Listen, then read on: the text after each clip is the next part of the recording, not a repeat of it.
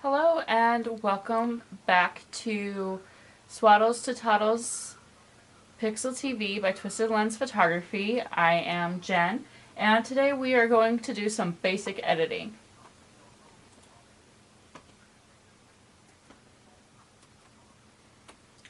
First, I am going to log in real quick.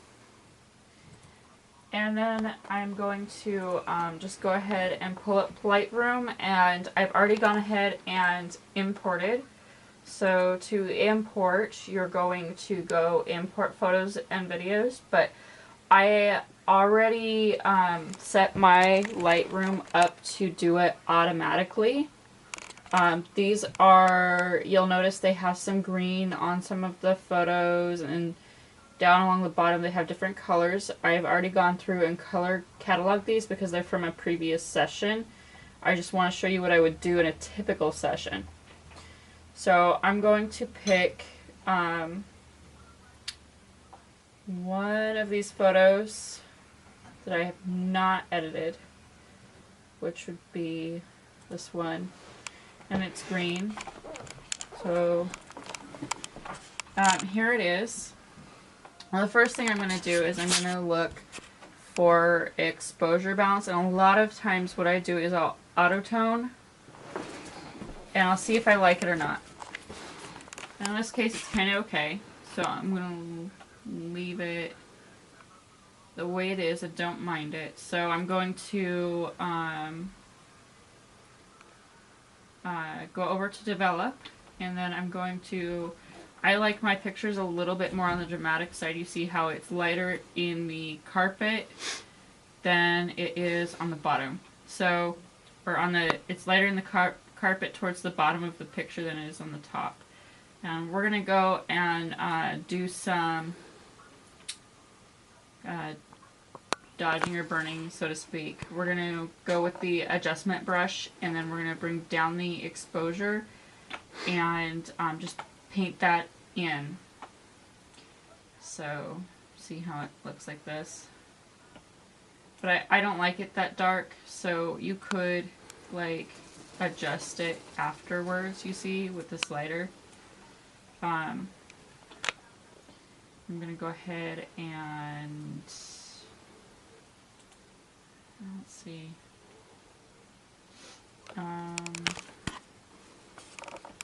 Reset it. I believe, yeah, it looks fine. So, what I'll do is I have it real dark so that I can tell where I've been, kind of a deal. You'll notice that I'm editing on a laptop. That's kind of a no-no. Oh, what just happened there? Okay, when something like this happens, that's okay. I'm not really sure what happened there. My laptop kind of like had a mind of its own for a second. So, what I'm gonna do then is I'm gonna just make sure that I have everything pretty much evenly coated. And you see there's this dark streak because it had like an uh-oh. Well, you can click on erase over here, and you can go back and totally undo your uh-oh. See? You just all you're doing, you're like undoing what you just did with this erase. So through here, and we just want to be really careful when we come up against this because we don't want any halo. It'll look really hugely like photoshopped if there's a halo. And let's see. There we go. It's better to be a little bit darker on the inside edge than too light on the outside edge. Okay, so we're gonna go here with our exposure that we're playing with, and we're gonna just like take the slider, and yeah, that's like where I like it. Alright, so for all intensive purposes, I'm done with this photo, let's say. Then the next thing that I would do with it is I would click back out. This shows that the image is within the rule of thirds. I'm going to go ahead, I'm going to crop it, and I'm going to use the original aspect ratio. And I like to try to crop so that I can get one of the eyes in that that 1/3 is either going to be right in this corner, that one, or that one. Just depending on the picture and the angle I like to take with it. Sometimes I'll take and I'll turn them so that the image is a little bit different, you know, a little bit off. I mean, her eye does fall through the third line, so it would be okay. It's just preferable to me, like to my eye, what is more pleasing, if the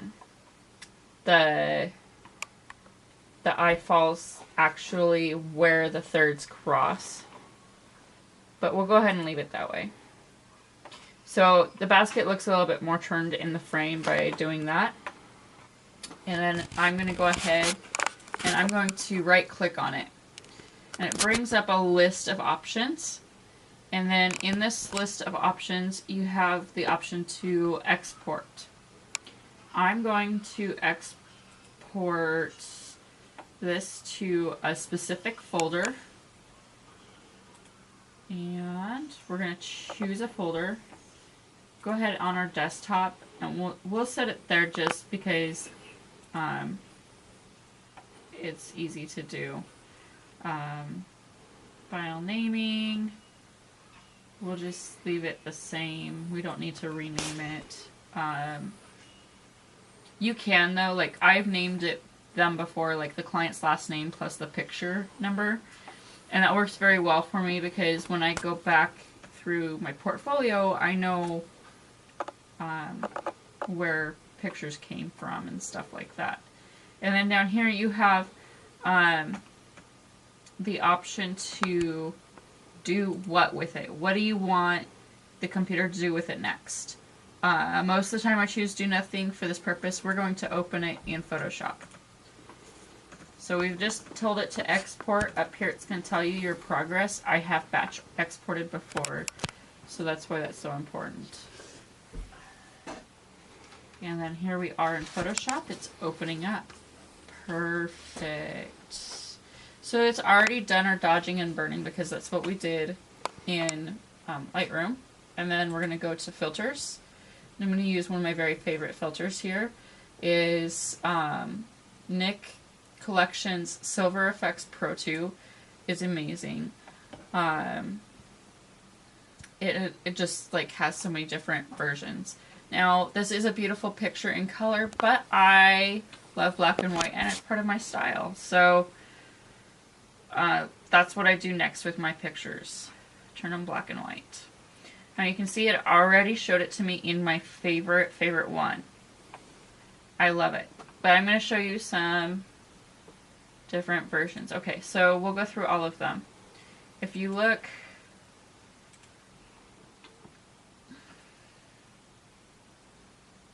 oops. If you look over here on the left hand side of the screen, it shows you all these different versions. Like it pre-mocks it up for you and you get to see what it's going to look like. So if you want one that's like way like overexposed looking, check this one out. Okay, like look how blown out those front flowers are. This right here across this front edge, you guys, is a sliding glass door, just so that you have a setup of an idea of the setup. It's just a sliding glass door placed so the baby was getting the sun, and it did an amazing job for me. I just came right down. That whole photo shoot I did that way. Okay, so we'll go back to our favorites. I really love it like that. You can change things in here to be darker or lighter, more contrast or whatnot, and totally make your custom one if you want. So here it goes.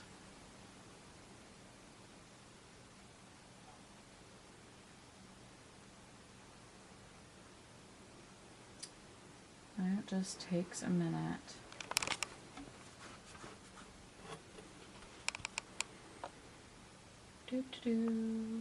Okay, beautiful. Okay, so then what would I do next? Well, I could go in and I could apply a blanket blur to even more kind of like get rid of the texture of the carpet if I wanted to, which is really easy. I'll show you that real quick because I do find it to be kind of like one of my favorite like little tricks. So here we go. You ready? An elliptical tool. The elliptical marquee tool, and then I'm going to go up here and I'm going to put it right here. It's not quite enough for me, so I'm going to go ahead and go, this is really cool. Watch this. Modify, expand. And then I'm going to tell it that I want to expand by 175 pixels. Okay. Out it went. Not quite enough for my taste though. There we go. Okay, there it is. Alright, and the reason why I want a little bit out like that is because I'm going to turn around and I'm going to tell it that I want it to feather. And yeah, we'll go with 45. I change it just differently. Nope, that's not enough. So, okay. Let's see. You can Control Z or Command Z to go back. Command Z on Mac or Control Z on Windows, okay? Or you can go up here to your handy dandy history. I'm going to go back here to expand because I really want to show you the different like effects of when we feather. So modify, feather, and we're going to go like 150 on this. Okay. Let's see. Is it done doing its thing? And then we're going to go, next, we're not done with select. We're going to inverse this. Okay. And then we're going to say that we want to go to filter and we want to blur, Gaussian blur. Okay. It's at the last one I left it at. So it was at 3.5, you guys. The last one I edited was for a gal and I did it with a, you know, a Facebook picture or whatever. So, here we go. It will totally preview. See, look at what it did. Created a halo with the flowers. So that's kind of cute with the dreamy effect. Not really my deal though. Okay. We're going to bring it back a little bit. The best advice I ever got was in one of the Kelby training videos. I can't remember who said it, but they said like if you aren't sure like how much is too much, like do it until it's way too much and then bring it back down to a third of what you had before. So I went way out until it was like too much for my taste, which was about here. So we're gonna bring it back down by a third of that, whatever that is, or to a third of that. So let's say that's down here. Alright, so we're gonna click OK. We're happy with that. Command D or Control D will deselect. And right there is a blanket blur. I could have done a better like version if I had it a little bit more in over here, would probably be my preference. But you like how it, you know, slowly comes into focus. That's kind of like the macro filters or lenses that people like to put on their cameras nowadays. And I'm just going to go ahead and I'm going to check my file size because my image size. Sorry guys, I was doing web, so it was in pixels, but now it's about to be back to inches. There we go. Okay, so it's nice and big, but it's not big enough for me. So I'm going to tell it I want. Now, not everybody wants their images to be this big. If you're going to try and upload an image this big to the web, good luck. Okay, so I made this. I made this massive, but there's a reason I made it massive. We made it massive because I want to put it, interesting, we no longer have fit on screen. No, we do have fit on screen. So that's going to be Command O, by the way, fit on screen. I want to be able to take this picture and put it on a massive canvas. IIPS, which means in-person sales. Now, I always go ahead and save. It's a good idea to save a Photoshop copy of what you do, because you can go back and you can look at it and see what you did to edit a particular picture so that you can develop your style and know like what you like to do to every image. Usually I know my style, so I would just save it as JPEG. A lot of people prefer to save as a TIFF. For web, I save as PNG. You can save as Photoshop RAW if you want to save it as RAW. It's a massive document though. But I go ahead and I save a Photoshop copy and I save a JPEG copy.